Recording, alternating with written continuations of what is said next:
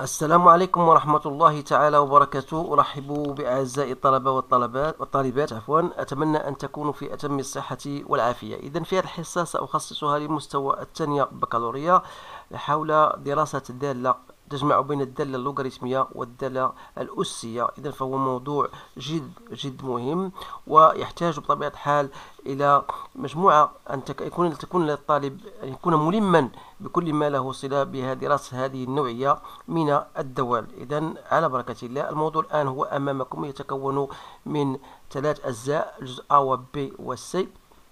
إذا خذوا الوقت الكافي لقراءته ثم الإجابة عن مختلف هذه الأسئلة. سأتحدث باللغة العربية والفرنسية حتى يستفيد الجميع. إذا كذلك الجزء الآخر هي البقية إلى الجزء السي.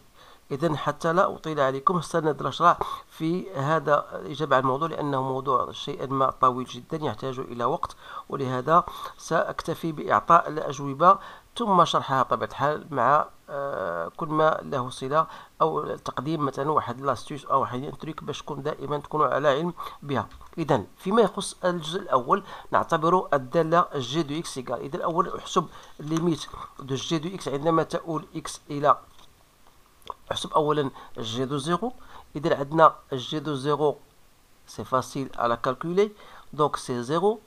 Donc, deuxième question, c'est g' de x. Alors, g' de x, puisque la fonction d'abord est une fonction dérivable, il faut toujours la mentionner. Donc, j'aurai ici 1 moins ln de x plus 1 plus x plus 1 sur x plus 1.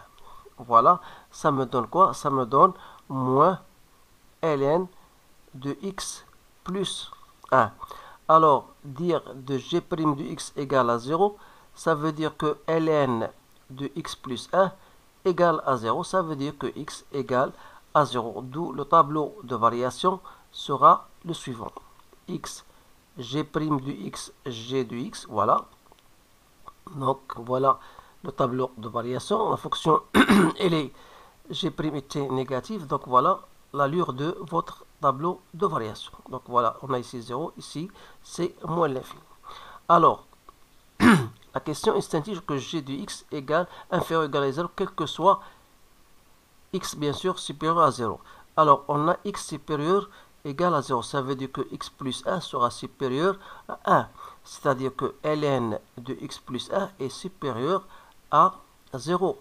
Et par conséquent, moins ln de x plus 1 sera inférieur à 0. C'est pour cette raison que j'ai écrit que g' elle est négative, donc elle est décroissante. Alors, si vous voulez chercher la limite de g de x lorsqu'il tend vers plus l'infini, c'est tout simplement la limite de x. Donc, pour compléter bien sûr votre tableau de variation, donc voilà, c'est pour vous le montrer comment j'ai trouvé moins l'infini. Donc ça, c'est plus l'infini. Ça donne 1 avec le moins. Ça donne ici moins l'infini que je multiplie par plus l'infini. Ça restera toujours moins l'infini. Alors, troisième question. On a g est décroissante.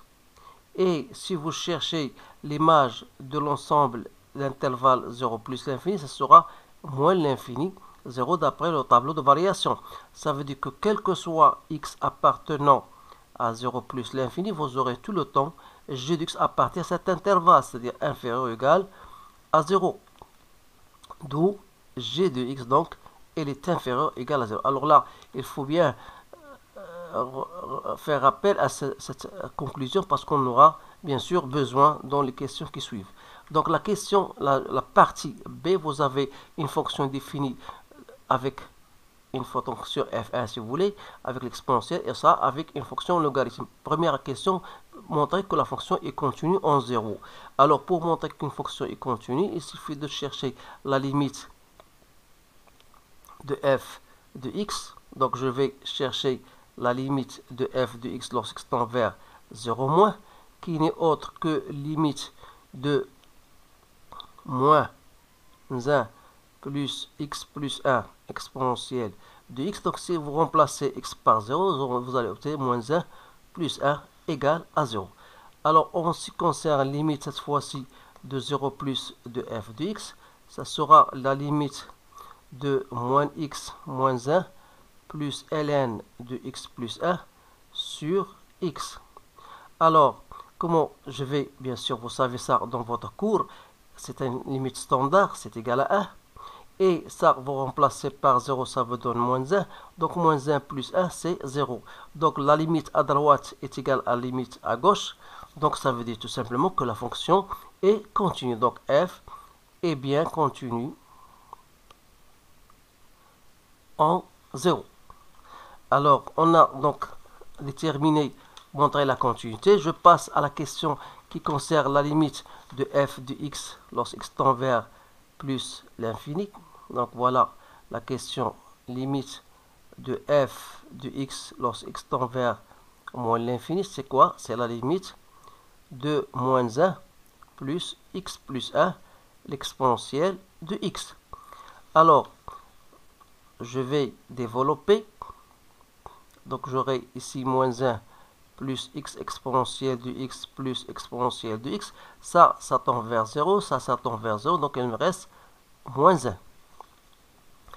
Limite cette fois-ci de f de x lorsqu'il tend vers plus l'infini. Donc, ça sera la limite de la fonction concernée, c'est-à-dire moins x plus 1 plus ln de x plus 1 sur x.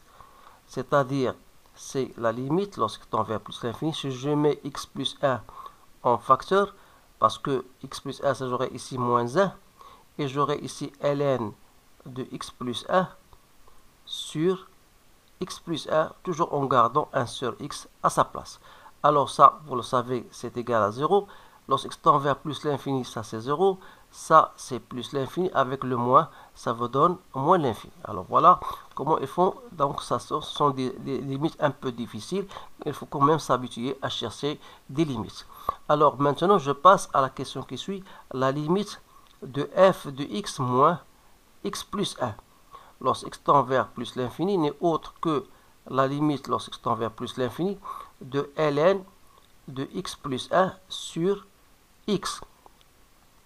Alors, on a déjà cherché cela, c'est-à-dire c'est la limite toujours de ln de x plus 1, que je peux le mettre, voilà, x plus 1 fois 1 sur x. Donc ça c'est 0, et ça c'est 0, donc c'est 0. Alors cela veut dire tout simplement que la droite delta d'équation y est égale à moins x moins 1, c'est une asymptote oblique de C de f au voisinage de plus l'infini. Et vous avez y, donc il faut la mentionner parce qu'on va la mentionner ici, donc pour la question istintige al-far'ayn al-la-nihaiyayn. Donc on a dit que delta y égale à moins x moins 1, c'est une asymptote oblique de C de f au voisinage de plus l'infini. Et on a y égale à moins 1, c'est une asymptote horizontale, bien sûr, toujours au voisinage de plus l'infini. Alors, السؤال التالي هو ادرس الوضع النسبي, c'est-à-dire la position relative. Alors la position relative خاصنا نشوفوا الإشارة ديال هاد f de x moins x plus 1, c'est-à-dire الإشارة ديالاش ديال ln de x plus 1 sur x. N'oubliez pas que x est strictement supérieur à 0. Alors, qui dit x strictement supérieur à 0, ça veut dire que x plus 1 est supérieur à 1. C'est-à-dire ln de x plus 1 sera supérieur à ln de 1, puisque c'est une fonction croissante, ln. Donc ça veut dire tout simplement que ln de x plus 1 est supérieur à 0. Donc on aura ln de x plus 1, donc il est strictement supérieur à 0. Et par conséquent, f de x moins x plus 1 sera supérieur à 0, ce qui veut dire que c de f est au-dessus de la droite delta. Voilà. Question, montrer que limite de f de x sur x lorsque tend vers 0 moins égale à 2. On a limite de f de x sur x lorsque tend vers 0 moins n'est autre que limite d'l 0 moins de moins 1 plus x plus 1 exponentielle de x sur x. Alors, comment je vais faire? Donc, je vais utiliser le fait, voilà, exponentielle de x moins 1 sur x plus exponentielle de x. Alors ça, c'est une formule, ou bien c'est une limite standard que vous connaissez tous, c'est égal à 1. Ici, l'exponentielle de 0, c'est 1. Donc, c'est bien égal à 2. Voilà, remarquez que ce sont des limites assez difficiles. Donc, on vous donne f de x pour la limite. On vous donne la limite de f de x sur x lorsqu'il tend vers 0 plus. On l'admet parce que c'est très difficile de la montrer. Donc, ça veut dire quoi? Ça veut dire que f ici, il est dérivable à gauche de 0, puisqu'on a trouvé 2. Ici, la fonction f de x, la fonction f est dérivable à droite de 0. Alors, on va écrire cela. Donc, on va dire que, même si ce n'a pas de place ici, donc je vais revenir. Je dis que, tout simplement, ici, f est dérivable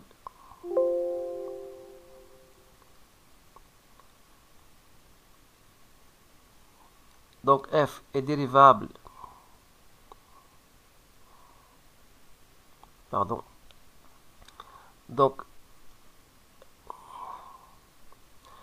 f est pardon c'est pas ce que donc on a dit que f est dérivable à droite et à gauche, donc dérivable à droite de 0 et f est dérivable à gauche de 0. Je m'excuse si j'écris en abrégé, mais vous allez bien sûr écrire toute la phrase tout entière. Alors, qui dit f est dérivable, ça veut dire on parlera dans ce cas des équations de la tangente, c'est-à-dire que vous aurez une tangente y à gauche de 0, c'est-à-dire est égal à f', c'est-à-dire est égal à 2x. Alors ça, c'est pour x inférieur à 0. Et pour y égal à moins 3 demi-x, c'est pour x est strictement supérieur à 0. Alors ici, il faut quand même revenir à cela parce qu'on va utiliser les équations de la tangente dans le traçage de notre fonction. Donc, maintenant, la question 4. Vous avez montré un f' égale. Donc, de la même manière, f est une fonction qui est dérivable. Donc, je vais écrire f' de x. C'est quoi? C'est la dérivée de moins 1 plus x plus 1, l'exponentielle de x. Voilà. Donc, ça c'est l'exponentielle de x plus 1, l'exponentielle de x. Donc, c'est facile à le retrouver. Donc, c'est x plus 2 fois l'exponentielle de x. Alors ici, bien sûr, n'oubliez pas qu'on travaille dans l'intervalle x strictement inférieur à 0. Alors, par contre, pour f' pour x supérieur à 0, on aura f' de x égale la dérivée de moins x moins 1 plus la dérivée de ln de x plus 1 sur x, c'est-à-dire moins 1 plus, voilà, j'aurai ici 1 sur 1 plus x fois x moins ln de x plus 1 sur x au carré. C'est-à-dire, voilà, je peux continuer là.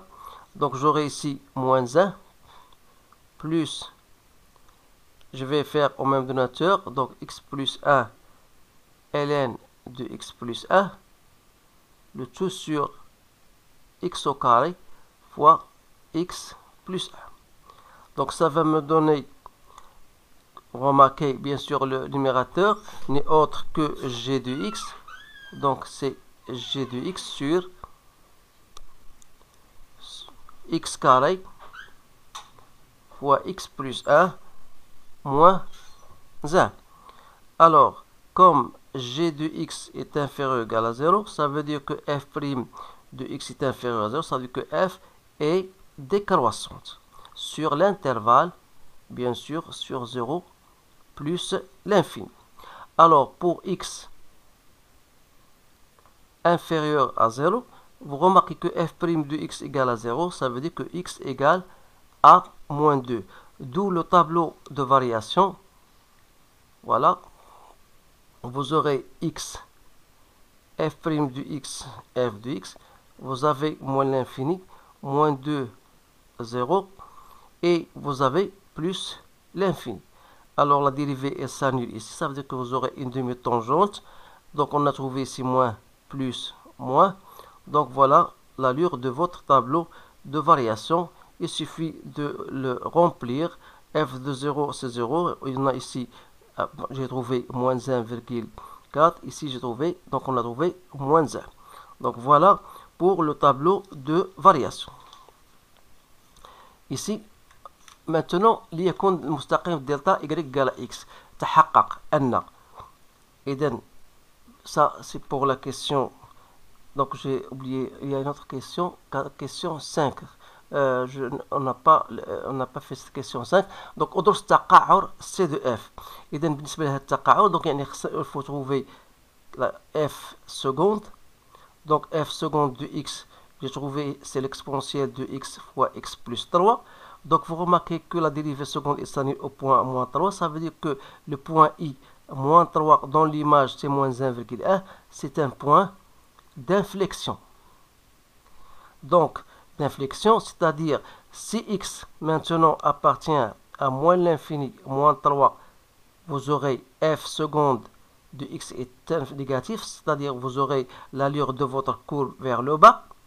Et si x appartient à moins 3 plus l'infini, vous aurez f seconde strictement supérieur à 0, ça veut dire que la courbe sera vers le haut. Je m'excuse parce qu'il n'y a pas d'espace. Donc voilà, on va passer à la question 6. Donc question 6, تحقق, donc تنظن بأنها شيء بديهي. Donc voilà, j'ai f de x moins x égale à moins 1 plus x plus 1, l'exponentielle de x moins x, donc vous allez, c'est moins x plus 1 plus x plus 1, voilà, plus x plus 1, exponentielle de x. Donc je vais mettre x plus 1 en facteur, ça me donne x plus 1 fois exponentielle de x plus 1. Donc quel que soit x appartenant à moins 1, 0, vous aurez l'exponentielle de x est inférieure à 1, c'est-à-dire, voilà, et on aura x plus 1 est compris entre 0 et 1, pardon. Donc ça veut dire que le produit x plus 1 fois exponentielle de x moins 1 et là sera négatif. Alors dans ce cas, donc je dis que f de x moins x est inférieur à égal à 0, ça veut dire que f de x est inférieur à x. Voilà. Maintenant, on a passé à la question B, l'intégrale. Donc je pose I égale l'intégrale entre moins 1 et 0 de x plus 1 exponentielle de x moins 1 dx. Alors si je pose u égale à x plus 1, donc u' égale à 1, et v' égale l'exponentielle de x moins 1, donc v exponentielle de x moins x, alors dans ce cas, il sera égal à x plus 1 fois l'exponentielle de x moins x entre moins 1 et 0 moins l'intégrale de u' fois v, c'est-à-dire l'intégrale de l'exponentielle de x moins x, voilà, dx. C'est-à-dire, toujours, c'est x plus 1 exponentielle de x moins x entre moins 1 et 0, moins exponentielle de x moins x au carré sur 2 entre moins 1 et 0. Donc, vous essayez donc de remplacer, donc j'aurai moins 1 moins exponentielle de moins 1 plus 1 demi, qui est égal à moins 1 moins 1 demi, c'est-à-dire 1 demi moins 1 sur e, donc c'est 2 moins e sur 2e. Voilà.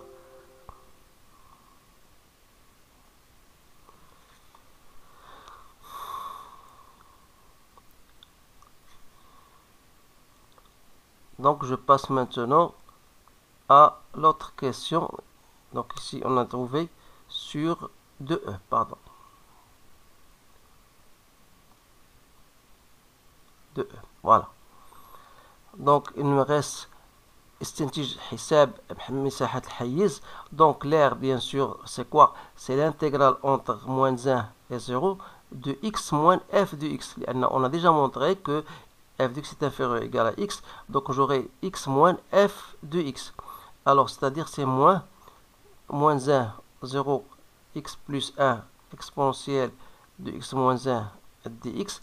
Donc cette terre-là est égale à e moins 2 sur 2e que je multiplie par, bien sûr, par l'unité d'air. Comme on a 2 cm, c'est-à-dire on doit multiplier par 4. Donc e moins 2 sur 2e fois 4 cm au carré. C'est-à-dire, si vous voulez, 4 divisé par 2, c'est 2. Donc c'est 2 fois e moins 2 sur e cm au carré. Donc voilà, en ce qui concerne l'air. Maintenant, voilà le traçage de la courbe. Le traçage de la courbe, c'est un peu difficile. Et donc voilà, j'ai tracé d'abord l'asymptote oblique. Et il faut tracer les demi-tangentes au point 0. Donc ce que j'ai écrit en rouge, c'est le traçage de la fonction f. Et vous avez, n'oubliez pas l'asymptote horizontale y égale, voilà, y égale à moins 1. Alors voilà votre courbe.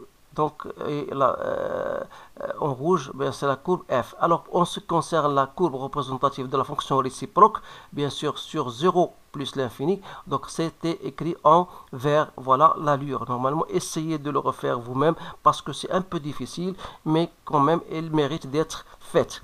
Alors je passe à la question, ou bien la partie C qui reste. Elle est liée à une suite. Donc la première question, il faut montrer que compris entre moins 1 et 0. Qu'est-ce qu'on a? On a I0 égale à moins 1 demi. Et vous remarquez que moins 1 demi, ça vérifie la proposition, c'est-à-dire entre moins 1 et 0. Donc il est vrai. Qu'est-ce qu'on va faire? On va supposer que UN est compris entre moins 1 et 0. Et on va montrer que UN plus 1 est compris entre moins 1 et 0. Alors, le fait que n appartient à moins 1, 0, et vous avez une fonction qui est croissante sur un intervalle, ça veut dire quoi? Ça veut dire que f de un sera compris entre f de moins 1 et f de 0. C'est-à-dire un plus 1 est compris entre f de 0 c'est 0, f de moins 1 c'est moins 1. Donc on a bien montré cette première question. Donc la question 2 donc, concerne la monotonie. Un plus 1 moins un égale à f de un moins un.